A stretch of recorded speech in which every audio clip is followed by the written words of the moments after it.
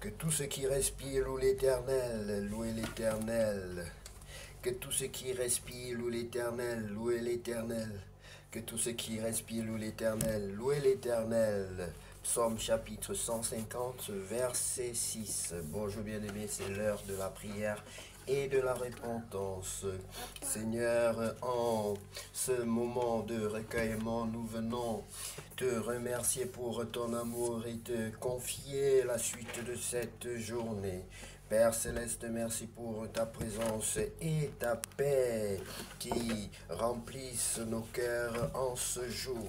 Aide-nous à garder nos pensées tournées vers toi et à rechercher ta volonté en tout. Renouvelle nos forces, accorde-nous la sagesse et remplis-nous de ton esprit pour agir avec amour et humilité. Que nos paroles et nos actions glorifient ton nom et sois un témoignage vivant de ta grâce. Ta parole nous rappelle que tout ce qui respire loue l'Éternel. Louez l'Éternel, bien-aimé. Psaume chapitre 150, verset 6. Oui, bien-aimé, si tu n'as pas encore reçu le Seigneur Jésus-Christ dans ta vie comme ton sauveur personnel, voilà le moment idéal. Je veux t'inviter, bien-aimé, à répéter cette prière après moi, à confesser le Seigneur Jésus-Christ comme étant ton Seigneur et ton Sauveur au nom de Jésus-Christ. Tu vas dire, Seigneur Jésus, je reconnais que je suis un pécheur. Pardonne-moi. Je suis né pécheur. Pardonne-moi, Seigneur. Je te donne ma vie. Je reconnais que tu es un Dieu saint. Je reconnais que tu n'as pas péché, Seigneur Jésus. Je te demande pardon. Purifie-moi et accepte-moi dans ton royaume.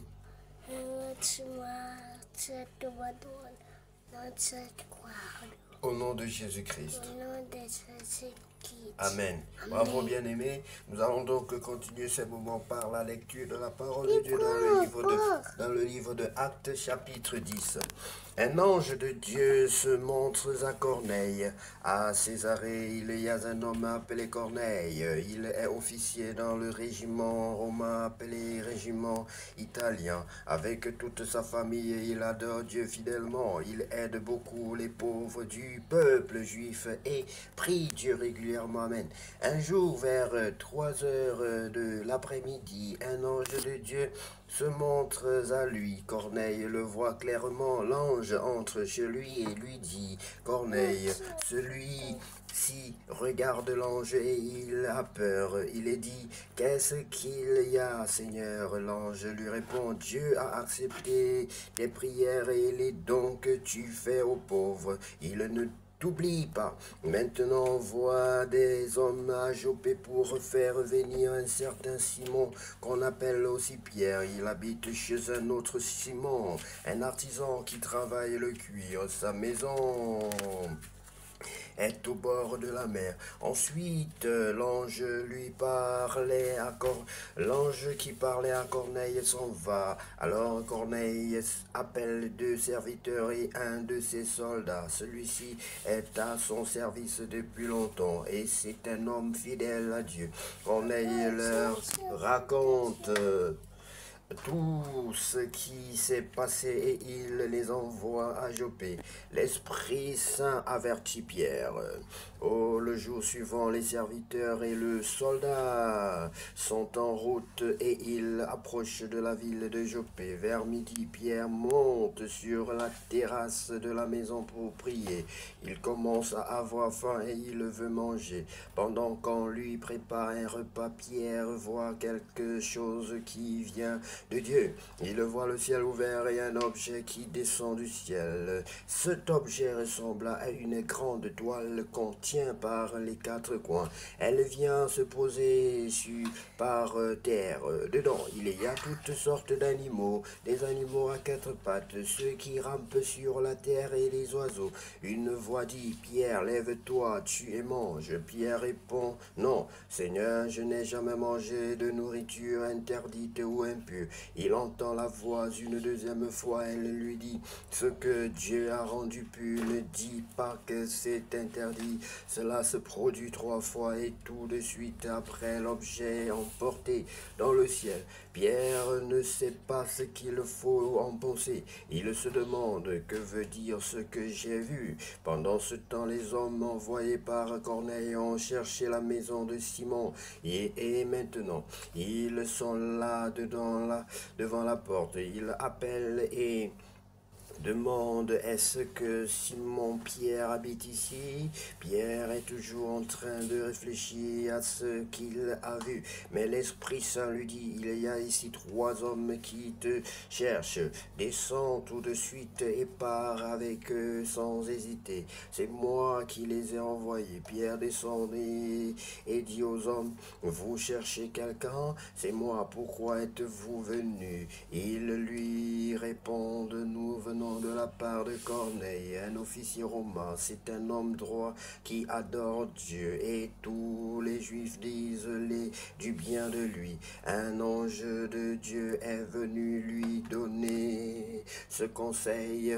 Fais venir Pierre dans ta maison et écoute ce qu'il va te dire. Alors Pierre fait entrer les trois hommes dans la maison et il les reçoit pour la nuit.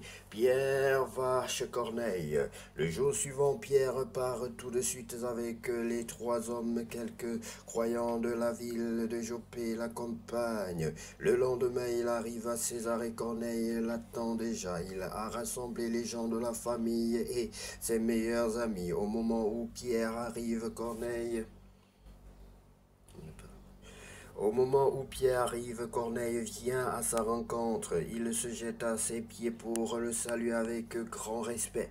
Mais Pierre le relève en lui disant, lève-toi, je ne suis qu'un homme, moi aussi. Et tout en parlant avec Corneille, il entre dans la maison là. Pierre voit beaucoup de gens rassemblés. Il leur dit, vous le savez, un juif n'a pas le droit d'être ami d'un étranger ni d'entrer dans sa maison. Mais Dieu vient de me montrer une chose. Je ne dois pas penser qu'une personne est impure et qu'il faut l'éviter.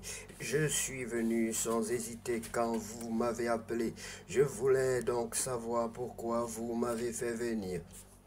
Corneille répond, il y a 3 jours, à cette heure-ci, à 3 heures de l'après-midi, je priais dans ma maison. Tout à coup, un homme aux vêtements brillants s'est trouvé devant moi et il m'a dit, Corneille, Dieu a entendu ta prière, il n'a pas oublié les dons que tu fais aux pauvres. Envoie des gens à Joppé pour faire venir Simon, qu'on appelle aussi Pierre. Il habite au bord de la mer, dans la maison d'un autre, très bien, d'un autre Simon, un artisan qui travaille le cuir. J'ai immédiatement envoyé des gens chez toi et tu as bien voulu venir. Maintenant, nous sommes tous ici devant Dieu. Nous sommes prêts à écouter tout ce que le Seigneur t'a commandé de nous dire. Pierre parle chez Corneille.